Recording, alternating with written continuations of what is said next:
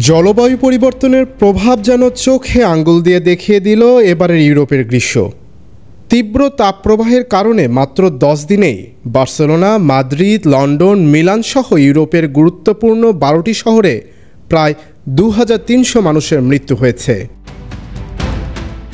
London ভিত্তিক দুই প্রতিষ্ঠান ইম্পেরিয়াল কলেজ এবং London school of hygiene and tropical মেডিসিনের বিজ্ঞানীদের এক গবেষণা গ্রন্থে উল্লেখ করা হয়েছে এসব তথ্য। ইউরোপের এই শহরগুলোতে তাপপ্রবাহের তীব্রতা মানবসৃষ্ট জলবায়ু পরিবর্তনের কারণে 2 থেকে 4 ডিগ্রি সেলসিয়াস পর্যন্ত বেড়েছে। তাপপ্রবাহটি 23 জুন থেকে 2 জুলাই পর্যন্ত স্থায়ী ছিল। জলবায়ু পরিবর্তনের কারণে তাপপ্রবাহের তীব্রতা ও ব্যাপ্তি সবকিছুই বাড়ছে।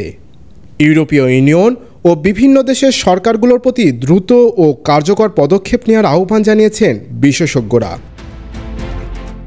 2023 এবং 2024 সালের মতোই 2025 সালের জুন মাস ছিল ইতিহাসের উষ্ণতম মাস। জলবায়ু পরিবর্তনের ফলে বিশ্ব দ্রুত গরম হচ্ছে।